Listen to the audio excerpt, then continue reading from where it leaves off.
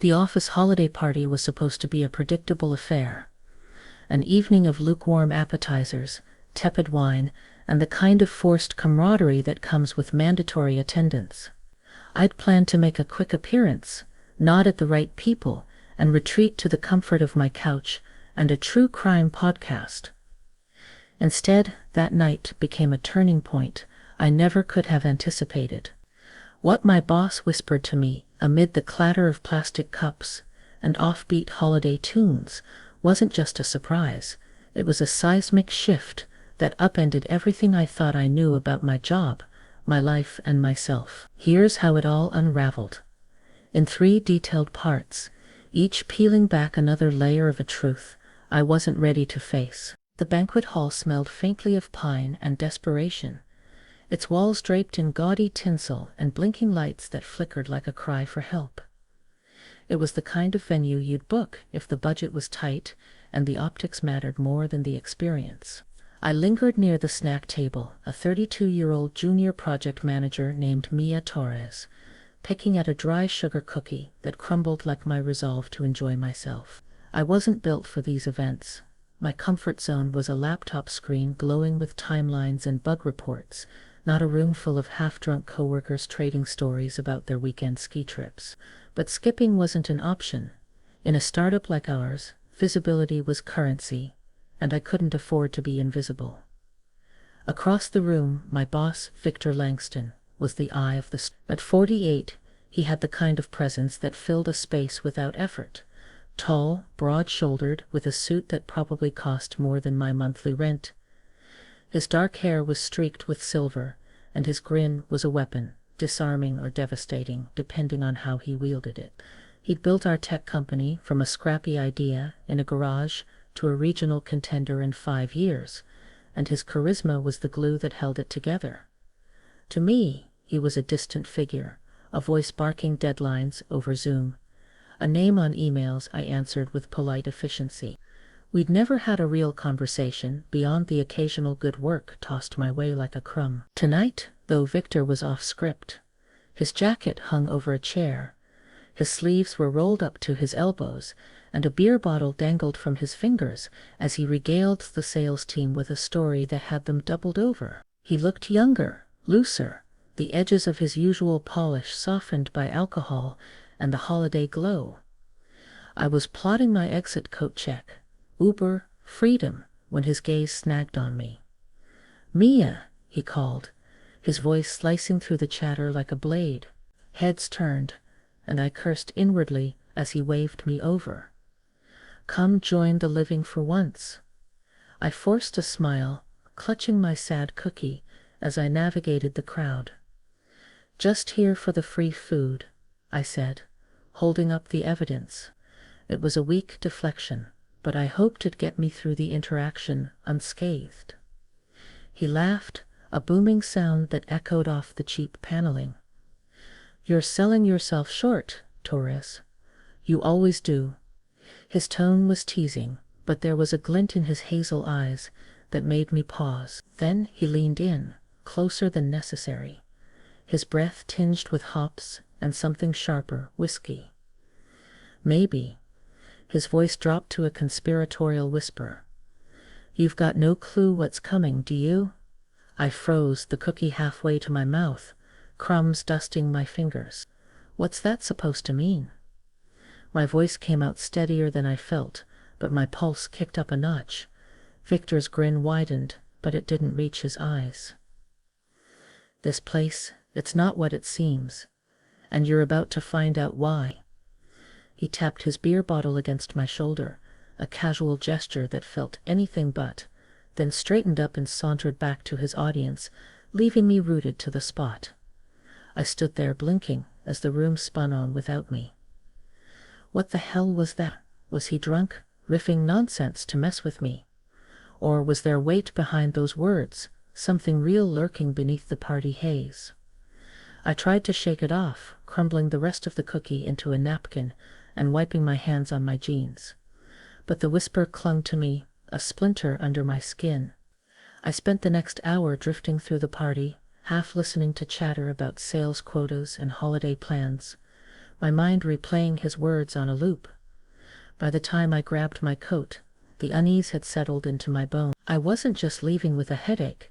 I was leaving with a question I couldn't unask. The party had fizzled to a skeleton crew by 11 p.m., a handful of diehards crooning karaoke, and a few stragglers raiding the last of the cheese cubes. I should have been home by then, curled up with my tabby Luna and a glass of cheap Merlot. Instead, I was still there. Victor's cryptic whisper gnawing at me like a bad itch. I couldn't let it go. I'd always been the type to overthink every typo in an email, every offhand comment in a meeting, but this felt different. It wasn't just paranoia. It was a thread begging to be pulled. I spotted him by the bar, alone for once, swirling the dregs of a beer. His tie hung loose, a sloppy knot against his white shirt, and his posture was slouched. Less the invincible CEO and more a guy who'd had one too many. I squared my shoulders, grabbed a water from the table for an excuse, and marched over. "Back for more crumbs?" he said, smirking as I approached. "Back for answers," I shot back, setting the water down with a thud. "What did you mean earlier, about this place not being what it seems?" He set his bottle on the bar, eyeing me like I was a puzzle he hadn't expected to solve tonight. "You're a straight shooter, Mia. I like that." He jerked his head toward a quieter corner, near a window streaked with condensation. I followed, my sneakers squeaking on the polished floor, my nerves buzzing with a mix of curiosity and dread. When we were out of earshot, he leaned against the wall, arms crossed. "You think we're just pushing software, right?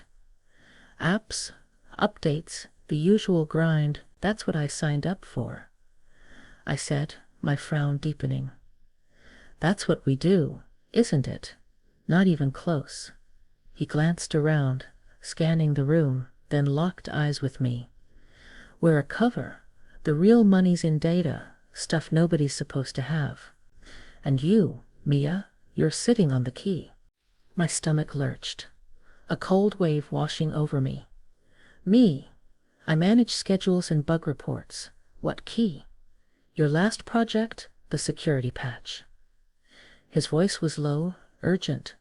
"You flagged an anomaly, didn't you? Sent it up the chain?" I nodded, my mind racing back to last month. "Yeah, some weird traffic spikes. I figured it was a glitch, maybe a DDoS attempt. I reported it, and IT said they'd handle it." "It wasn't a glitch." He stepped closer, his shadow falling over me. "That traffic was us tapping into a gold mine. Classified networks, government, corporate, you name it. You didn't just flag it, you unlocked it." I stared, my mouth dry. "You're saying we're hacking illegally?" "Call it what you want," he said, shrugging like we were debating pizza toppings. "Point is, you're in now. Tomorrow, you'll see the real operation." My head spun, 1,000 questions colliding. "Why tell me this? Why now?" "Because you're too sharp to stay blind," he said, his tone almost admiring. "And I'm tired of pretending." He clapped me on the back, a jarring thud, and walked off, humming a tune I didn't recognize. I stood there, the water bottle sweating in my hand, my world tilting off its axis. Back home, I couldn't sleep. Luna purred on my lap as I scrolled through old project files on my laptop, hunting for that anomaly report. There it was, time-stamped, blandly worded, a footnote I'd forgotten. But now it glowed like a warning sign. Had I really stumbled into something illegal? Was Victor exaggerating, or was my safe little job a front for something dark? I shut the laptop, my chest tight, and stared at the ceiling until dawn. Monday morning felt like stepping into a parallel universe. The office was the same, cubicles cluttered with coffee mugs, the faint buzz of printers, the receptionist's chipper "good morning." But it all rang hollow. I'd spent the weekend dissecting Victor's words, cross-referencing every project I'd touched, and coming up empty. No proof, just paranoia. Still, I couldn't shake the dread pooling in my gut. I sat at my desk, pretending to work, my eyes darting to the clock. At 10:03, an email pinged. Victor Langston, meeting. 11 a.m., my office. I arrived early, hovering outside his door, my palms slick. When I knocked, his come-in was brisk, businesslike. Inside, he was the polished CEO again. Suit crisp, hair tamed, no trace of the bleary-eyed man from the party. "Morning, Mia," he said, gesturing to a chair. "Sleep well?" "Not really," I muttered, sinking into the seat. "You gonna explain what's going on, or keep playing Riddle Master?" He slid a tablet across his desk, its screen already lit. "See for yourself." I hesitated, then picked it up. The interface was alien. Charts spiking like heartbeats, streams of code labeled with terms like encrypted relay, dark pool access, and metadata harvest. My breath caught as I scrolled, fingers trembling. This wasn't our software. This was a portal to something vast, shadowy, and very much not legal. "We're not just a startup," Victor said, leaning back in his chair. "We're a conduit. Governments, corporations, even some off-the-books types, they pay us to siphon what they can't touch. Your patch gave us the back door." I shoved the tablet away, my voice shaking. "This is insane. I didn't sign up for this." "You didn't have to." He tapped a folder on his desk, thick and manila. "You're good at your job, too good. That's why you're here. New assignment, you're running point on the next breach." "No way," I snapped, standing so fast the chair rocked. "I'm not a criminal." "You're not," he said, unruffled. "You're an asset, and assets get paid big. Check the folder." I glared, but curiosity won.